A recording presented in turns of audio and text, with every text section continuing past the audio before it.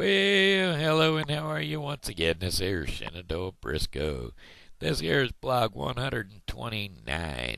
Yes, sir, blog 129. It would have been blog 304, but 303. But I had to miss a couple of days there because my son was graduating basic combat training. That's right, out there in Columbia, South Carolina. That's right. I tell you what, whenever you go out that way, if you need yourself a good old-fashioned handicapped accessible living arrangement, why, you check yourself into the Hampton Inn Northwest. Because not only is the Hampton Inn Northwest got some handicapped accessible possibilities for you, but they've got a staff that is overwhelmingly outgoing and helpful for you. Yes, sir, they'll bend over backwards to make sure that your stay is nice and comfortable.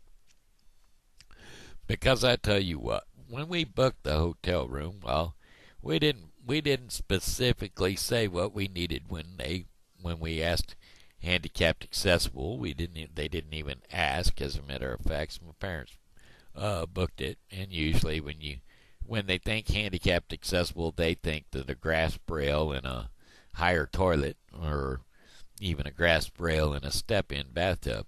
Well, I'll tell you what, this Hampton Inn out there, they have a roll-in shower in their handicapped accessible room.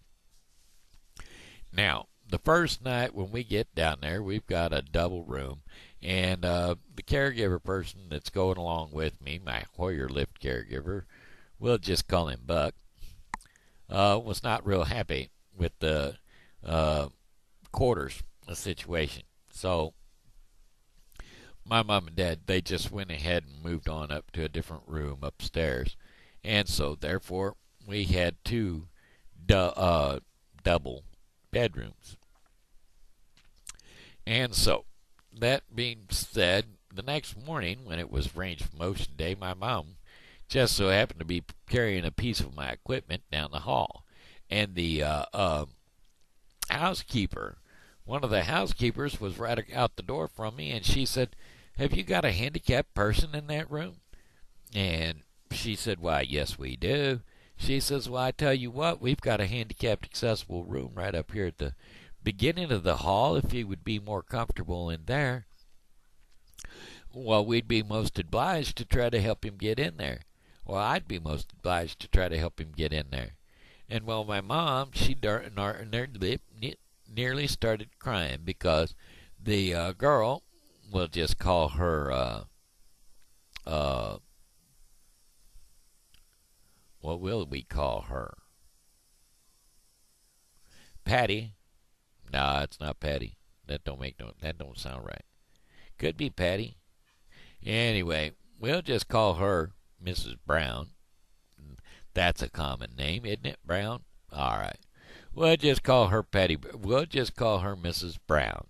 Anyway, Mrs. Brown, she showed my mom to that other room, and well, it was a handicapped room for sure. It had a roll-in shower. It had a raised bath, and it had a full king-size bed with a fold-out couch for your caregiver to sleep on and or lounge on during the day. So it was definitely the prime situation. Now, I tell you what, the first night when we got there, I slept, but I slept in the confines of knowing that the third day I was there, I was going to have to get up and get my routine out of the way and not take any kind of showers. I had figured myself to be there for 5 days without a shower. Well, that was not the case. Not after Miss Brown took care of us, sure enough. She had went down to her manager, and the manager at that point in time said, "Why, sure, we can make the accommodations of swapping you over."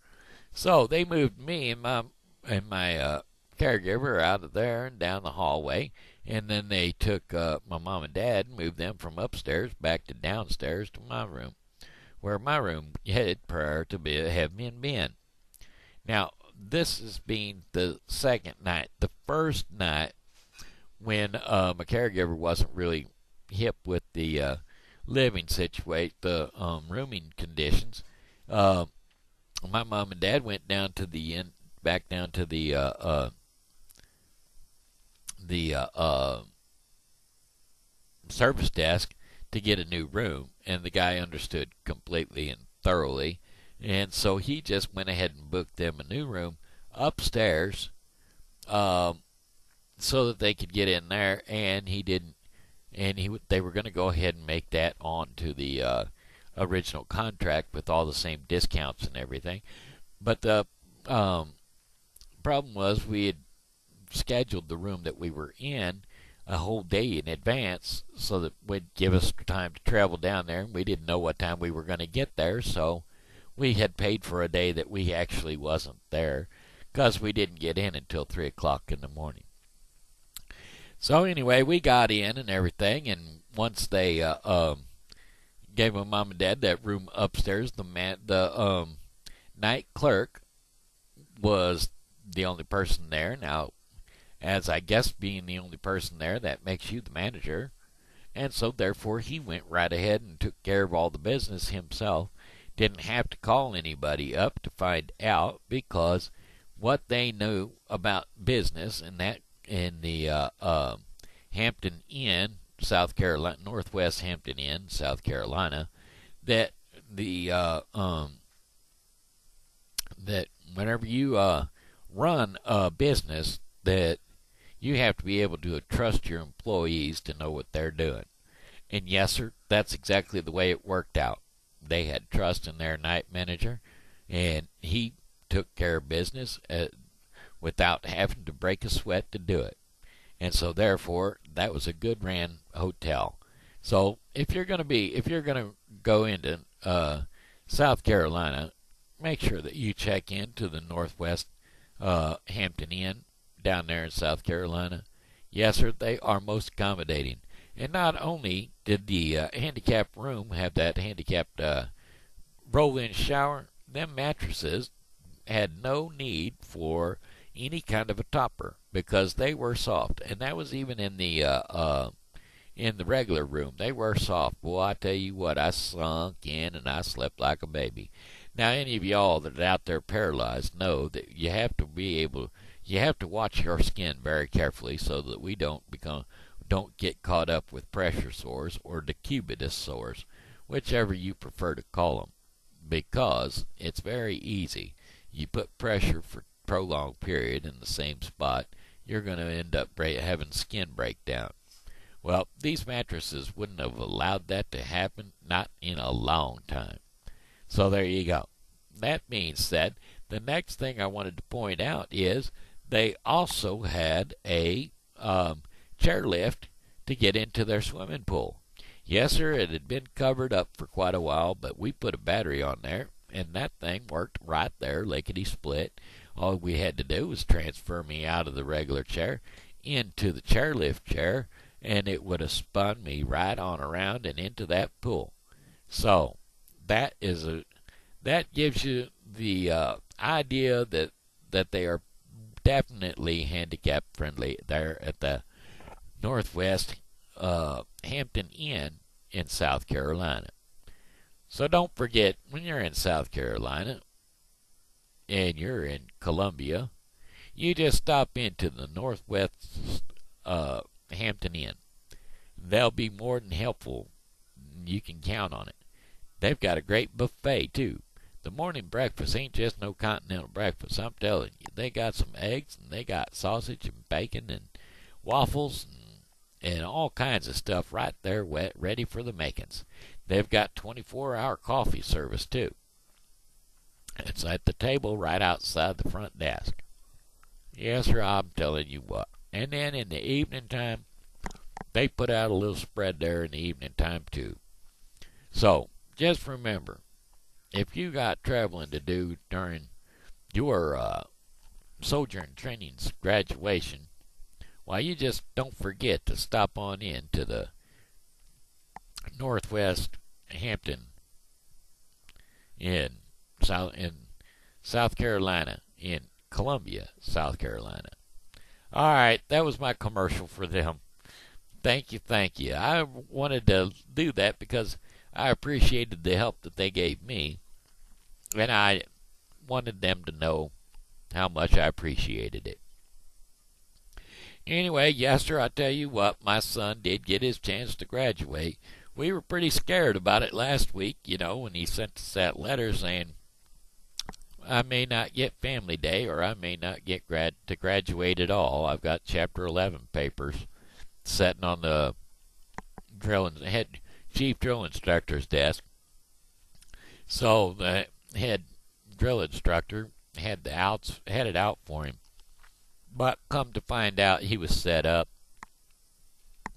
What had happened was one of the lower drill instructors told him to ask as many questions as you possibly can before you're deployed on your assignment. And it was like, okay, we are going to go over here and we're going to take out this bunker. Well, of course, my son is the one who's supposed to stand up and when they say, are there any questions, he's supposed to have one. And he asks questions like, can you tell us how many there are over there? Can you tell us what kind of equipment they're using? Can you tell us what the terrain is like? Can you tell? And these are all important questions, mind you. But the drill instructor is getting very upset at him because, for the simple fact that the Army way is not to ask, but to do. So when they say go, you go. You don't ask why. You don't ask all the pertinent questions that he was asking. So anyway, he ended up going ahead and running through all his basic training, and so they had these Chapter 11 papers, which was just basically a way of saying that you're a square peg and you will not fit into the Army's round hole. Anyway, he found out on Friday that he was going to be graduating on. He found out on Tuesday he would be getting his family day Wednesday and graduating on Thursday. So we were in good shape there. Anyway, after all said and done, on Tuesday when the first drill sergeant talked to him, she says, now I tell you what, I had to yell at you in front of everybody about asking all these questions, but when you get out in the real Army and they tell you what to do, you ask those questions, and don't forget to ask those questions, because you can't go and take care of a situation if you don't know what kind of a situation you're walking into. So you keep up the good work, Private. And so therefore he done the right thing, only he was getting chewed out for doing the right thing. And of course you have to. That's the they have to have one that's going to get in trouble, and well, they picked him, and well, he pulled through it. I was glad to see him graduate. I sure hope I got some footage of it with my camera. My camera just, I don't know about it yet. I've been working on trying to figure it out, but so far I ain't got it figured out as far as I know. But hey, that being said, that doesn't matter. I enjoyed the celebration. They came out there on the field, and there was smoke cannons on the other side of it, and the smoke came up, and this was on Family Day. The smoke came up, rolling up off the grass, and they started to invade on the visitors stand. So they're coming in, and they're maneuvering as though if we're the enemy, and they're going to come up on us, and they're sneaking across this smoky field. And that was pretty grand. I kind of liked that bit of the program. And then they had all lined up, and they all came up and got into their regiments, and they were all standing there in their lines, and they was waiting for it to be released. Now, the thing is, on Family Day, they could only show affection while in uniform only on the parade field.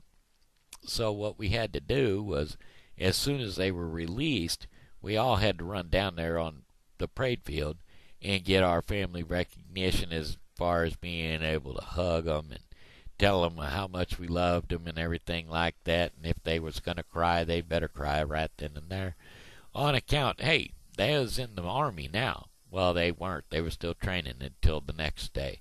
Then they'd be full Army. But so far, they was still training, and they were not allowed to show any type of family affection or anything like that while they're in uniform. Hey, but you know what? The rest of this is going to have to wait till tomorrow because, well, it's that time. So, I'm going to say, hello and how are ya? This is Shenandoah Briscoe saying it to you. And I'm going to tell you what, God loves you, and so do I. So be blessed, and we will see you tomorrow. Alrighty then? Well, alrighty then.